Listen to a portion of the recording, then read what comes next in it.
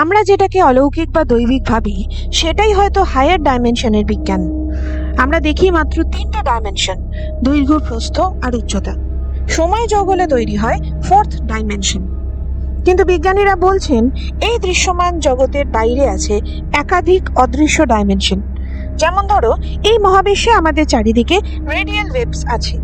এই electromagnetic spectrum ছাড়া আমাদের কোনো অস্তিত্বই থাকতো না। তাহলে কি ঈশ্বরও তেমনই আছেন আমাদের চারপাশে, কিন্তু ভিন্ন ডাইমেনশনে? তিনি আমাদের দেখতে পান, কিন্তু আমরা হায়ার ডাইমেনশনের জন্য তাকে দেখতে পাই না। প্রাচীন গ্রন্থে বলা হয়েছে ঈশ্বর সর্বত্র, তবু অদৃশ্য।